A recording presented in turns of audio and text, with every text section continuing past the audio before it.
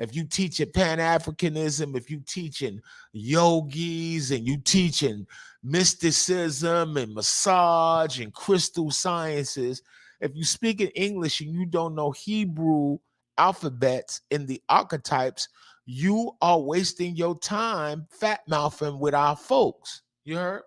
Because there's a deeper meaning intricately woven into this language. English is very magical.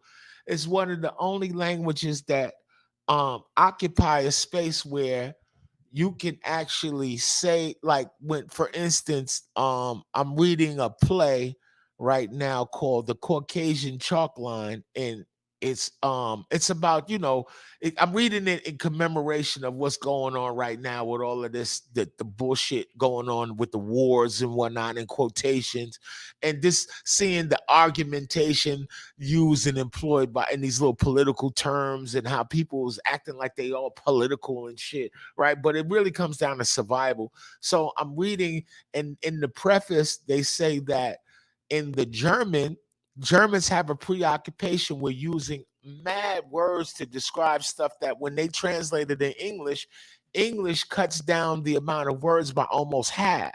But however, when you get to Hebrew, English adds on words by up to a half. So you get into, and you speaking, and this is another thing that people of color must understand this. You come from an ancient people. A lot of y'all think that your ancient lineage and y'all greatest contributions to humanity and to the globe is books, and that's not the case.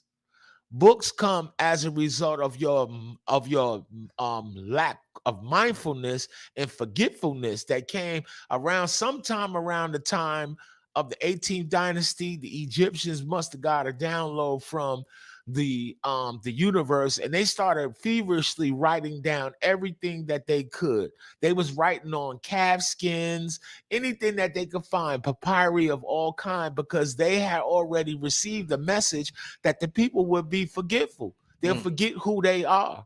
You heard? So if somebody has already done it and they went to the BibleHub.com and typed in the word knowledge and they go pull it up, I like the knowledge phrases that come from the book of Proverbs and what's the other one? The Psalms. You heard?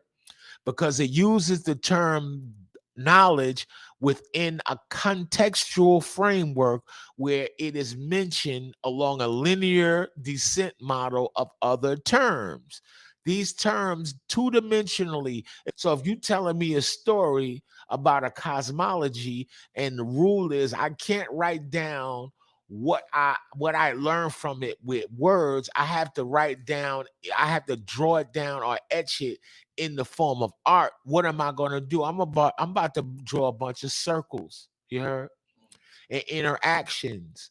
And those interactions are going to be subjective lines and drawings and paths in between these circles, which are objective. You heard? And then here we have the tree of life. The tree of life, the Kabbalistic tree of life, comes from the book of Chronicles, bro. You heard? The higher part of the tree of life, the part of the three major Sephiroth above, it actually comes from a lot of terms in Psalms and Proverbs. You heard? So can you imagine me having this dialogue and telling people this and speaking on this, and don't nobody know what I'm talking about, but yet they can tell me everything about the biblical context, the biblical this, the biblical that, the Bible this, the Bible that, and they speaking in terms of like, yo, well, Moses, I can't stand when I hear somebody tell me this shit. This shit hurts me and it breaks my heart. And I can also tell that you don't know nothing when you tell me that Moses studied in Egypt. You heard? He studied magic and high sciences in Egypt. And I'll be like this: you a little baby. You a baby. It's no such thing as Moses.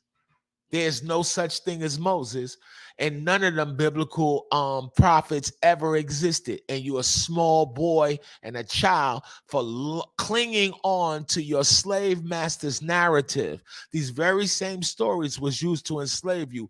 And how did we get so interdimensionally fucked off mentally that we are under the impression that we have a space or a reality inside of a book that enslaved us, King?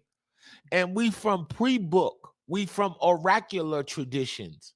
So all of our traditions stem from people who was like this. And then when you pull this rug up from under the Negro mind, because you know it's a lot of people in consciousness that's still religious. You heard?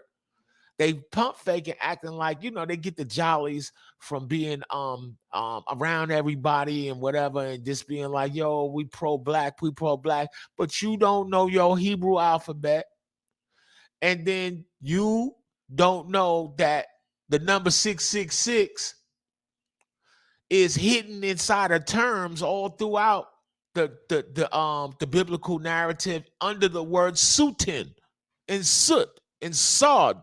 You heard? Sorath is one of the terms. Sorat. You heard? Meaning the darkness is the way. You heard? And what they're talking about, they're not talking about the philosophical darkness that you've inherited from your Eurocentric English, because you was even afraid of your own self. You see your own self, and you scared of your own self. And then a lot of us, we grew up, bro. The most horror films came out in 1982, King. You heard?